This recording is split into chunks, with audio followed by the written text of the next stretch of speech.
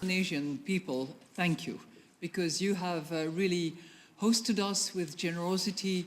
Your hospitality was warm and friendly, and we really all saw the spirit of Bali on the occasion of these annual meetings.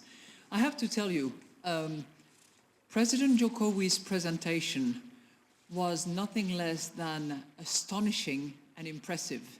It was the master presentation of creativity, conviction, and invention as well. So after him, as we said, we could only deliver relatively weak presentation because he had captured it all.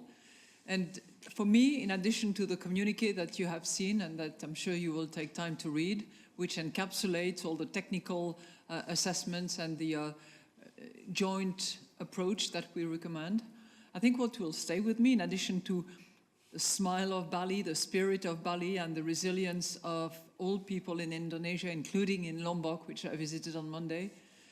But from a pure economic and financial standpoint, I think it will be the Bali FinTech agenda, which really captures the 12 key principles that we want the membership to address, verify, to make sure that the extraordinary technological development that we are seeing in finance are actually for the benefit of people and do not shake the financial stability of the world. The second thing that I will remember is the sailing analogy, because we called this whole annual meeting Sailing to Indonesia. Well, as I said, steer the boat, don't drift, and sail together, because we will be stronger together. But what it means is focus on new policies, make sure that they are the right ones in the face of economic developments. Don't drift, and let's cooperate as much as we can because we are stronger together.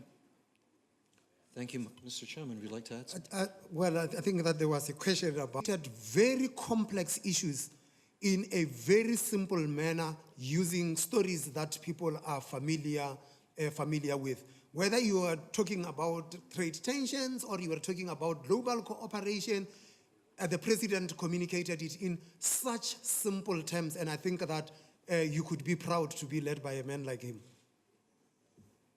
Thank you, Mr. Chairman. Let me take Bloom. Thank you very much. Enda Curran from Bloomberg. Secondly, could I ask you to sum up the mood here? There was a lot of talk about risk, but also a lot of talk that global... I think the consensus is that the growth is strong and positive. 3.7% is way above the average growth that we have had in the last 10 years. But it's plateauing.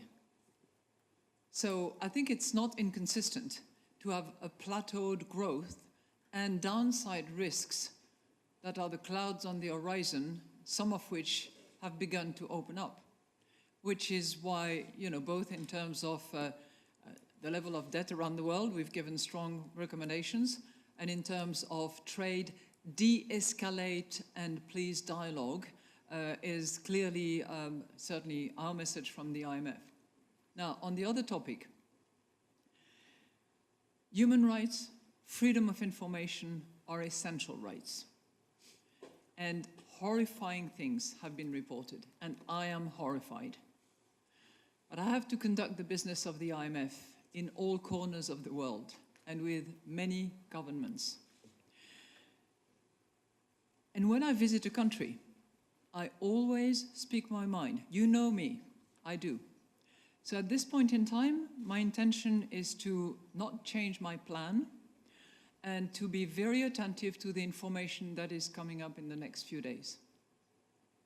But I speak my mind. Thank you, Madam Lagarde. I'm going to take one more question, and that's going to... From Alliance News in South Africa. Governor, if you could address, namely Angola, Nigeria, and South Africa, is the Africa Rising narrative still floating? Indicate in terms of the IMF programs, there's lots of Africa Rising, Africa continues to rise. But let's not deceive ourselves. Africa is a commodities play. And so when they were building that Africa Rising narrative, there was also the issue of commodities. But lots of countries have also begun to diversify. South Africa, we know, is one of the more diversified economies.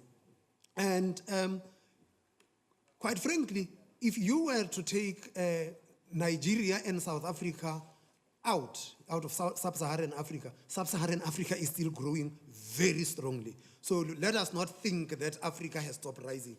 The fact that the two biggest economies have slowed down does not mean that Africa is not rising anymore. Africa is still rising. The fintech agenda was not about an alternative to SWIFT. It was about the fintech agenda. And I think that is a very good platform on which we can build. Fintech offers incredible opportunities for financial inclusion.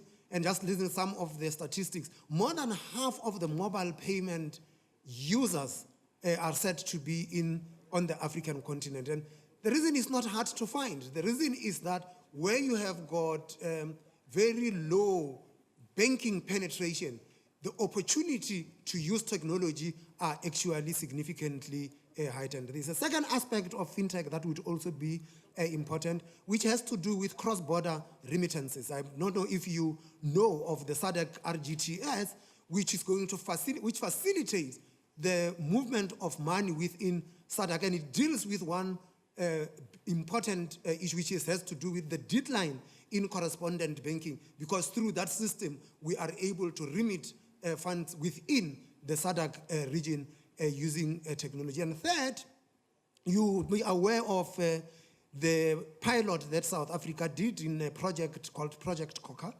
which was a utilization of distributed ledger technologies to settle payments within the payment systems department. So within the national payment systems. And with that pilot, we were able to settle the volume that we normally settle in a whole day. We were able to do it in 1.5 hours. So there are immense opportunities with respect to fintech.